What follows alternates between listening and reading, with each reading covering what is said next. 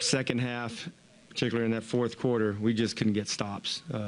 McCollum was feeling comfortable. Their main guns were attacking.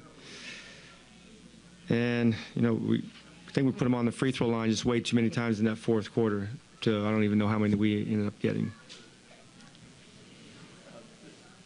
Brad's final shot, even the play before that, can you walk us through what you wanted out of those? Yeah, he had a good, I think it was like a 16, 17-foot jump shot.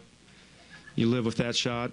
He got the guy up in the air, got a clean look on it.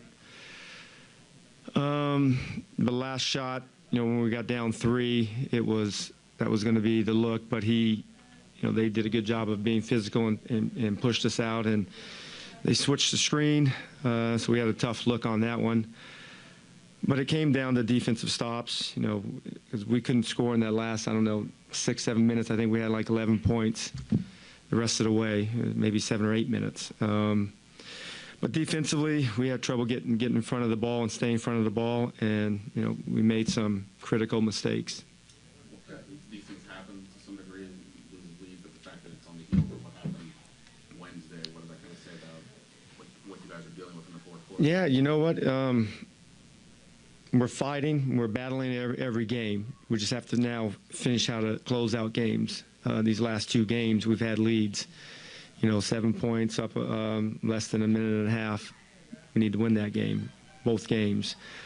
The only thing we can do is stay together and keep finding ways to help each other have success. And they did, give them credit. They did a good job making a lot of shots, and they got to the free throw line, and we couldn't stop their momentum. And offensively, about 3 or 4 shots were great. They're just unlucky. It didn't fall for us.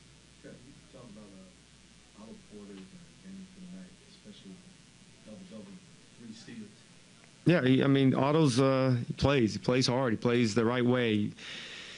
He competes. And there's very rarely you can complain about Otto's. He always gives you good effort, makes shots.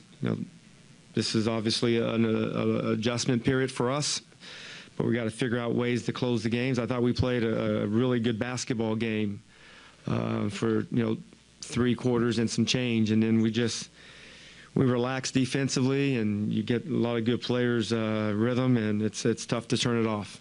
How would you evaluate Thomas and Tim in the first game? I thought they competed and played hard. That's one thing both are going to do. They're going to play hard. They're not going to be mistake-free. Everybody goes out there and you're going to make mistakes, but try to limit them as much as they can. But I thought they played a solid basketball game, and I think it can get better as this goes on until John comes back.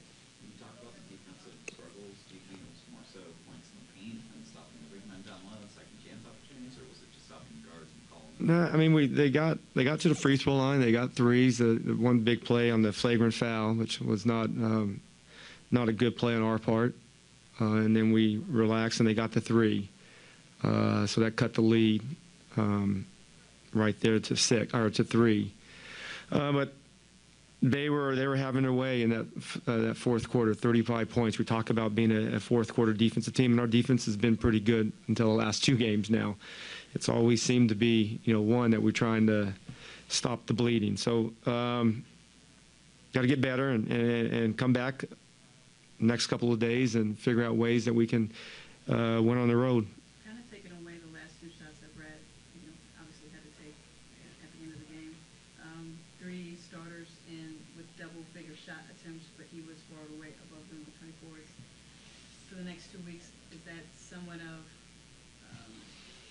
the way things could be, Brad taking the majority of the shots? Yeah, it's probably not going to be, 24, but it's going to be, I think he averages 18 maybe, or close to 18 a game. There's 15 more shots to be spread around, so I'm assuming that Brad was going to end up with a couple more. But whether it's 24, we just have to take a look at the film. Are they good shots? Brad's a shot maker. He's a great shooter.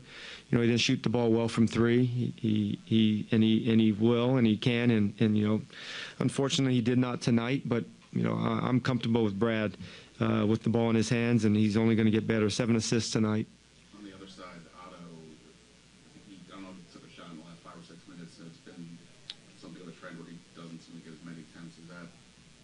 Yeah, you know what, we have to get him more shots. There's no, I mean, it's me, it's the ball handler, and it's Otto, where it's all a group effort and trying to figure out how he can get more looks. One is that the defense is not going to, sink off of him too much. They're going to stay at home on him because he's such a great shooter. But we still got to get him more looks than the shots that he gets in the last 6 or 7 minutes of games, with John or without John.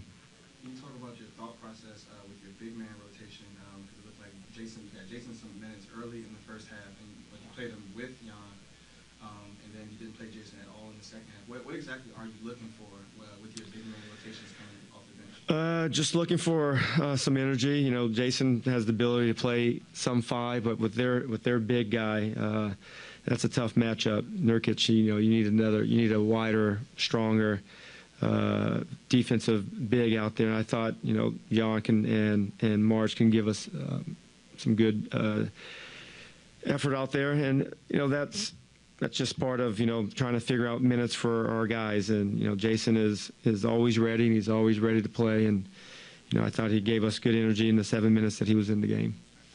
All right, you guys have a good night.